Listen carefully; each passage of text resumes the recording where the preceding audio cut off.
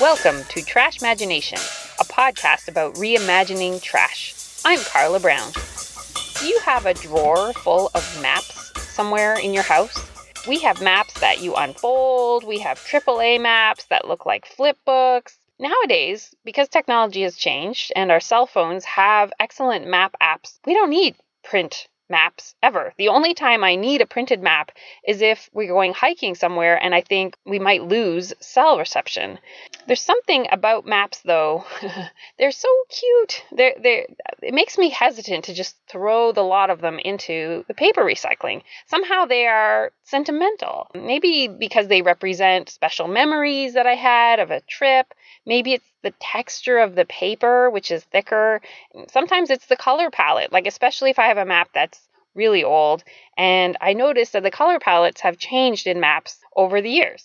I have come up with two different creative reuse projects that use maps, and I'm going to share them both today. The first one is a Valentines project, which might come in handy for you if you need to whip up some quick Valentines with your kids in the next few weeks. And then the second idea is related to my Trashmagination business cards.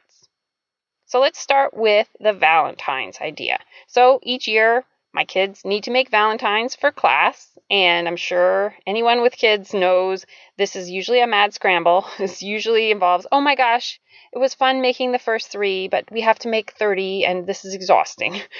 So 2 years ago, my daughter Nora made Valentines that involved recycling maps.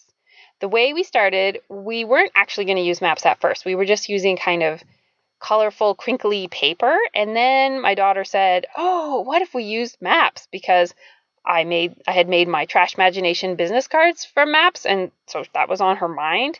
And so I thought, oh, that's fantastic. So we grabbed some maps and we cut out heart shapes.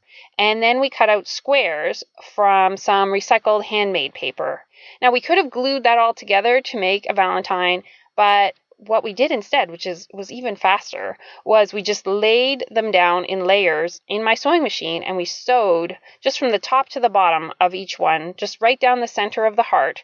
And this was kind of cool because then the hearts would sort of stick up a little bit in a 3D way, and in just one quick zoop with the sewing machine, the whole thing was held together.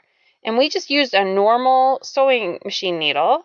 And another thing that's cool is that paper that goes into maps and also into this recycled paper, that paper has, I think, a higher content of cotton or something that makes it more like fabric. So it worked super well in the sewing machine. So at first we were going to write on the square part of the Valentine the words, show me the way to your heart, which is a cute little map reference.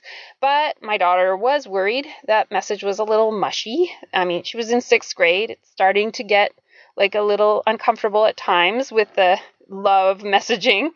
Instead, she came up with a way, way better message, which was follow your heart. And I thought that was just genius. That was such a great message in line with the Valentine's theme, but rather than focusing on love, love, love, it was about vision and living your life in the best possible way. And I was just so touched that she came up with that message, which is so much more meaningful. If you need a quick Valentine's project for your kids, that might be a good option for you. I mentioned earlier that I make my business cards from recycled maps. So I never used to make business cards. This blog has always been just kind of a hobby for me. But then I was going to this event called the Maker Fair, and I wanted to have business cards for people who came to my table. And I didn't want to get business cards printed up because that just seemed inconsistent with my creative reuse messaging. And so what I did is I printed out my Trashmagination logo and the URL on address labels, and then I stuck it onto recycled maps, which I then cut just a little bit bigger than the size of the address label, which is actually pretty much the size of business cards. And so that worked out great. And I just think actually this idea of using maps for business cards could be useful for people who are in other industries, like a real estate agent or a landscaper or somebody who works in local government.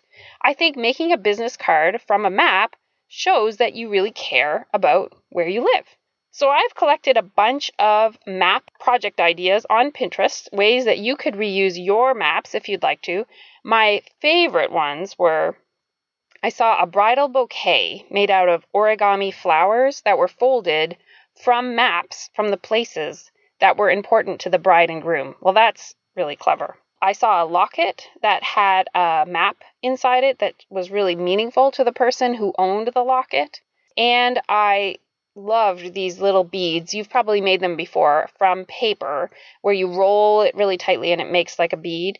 It looks really nice with map paper.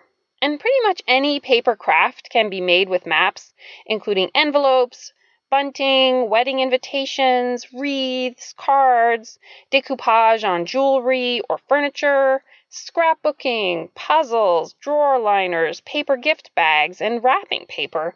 I mean, wow, there is actually so many ways to reuse maps. And I even saw a tutorial of how to get the map to show up on your fingernails if you are into having your nails painted. And I also saw some cool gift ideas that combined maps with license plates, and that'd be kind of fun. And then also during graduation time, sometimes people give the book, the Dr. Seuss book, Oh, the Places You Will Go. And so combining that with map-themed wrapping paper or other gifts would be a great combination as well. So until next time, may you see your trash as just another source of art or Valentines in your life.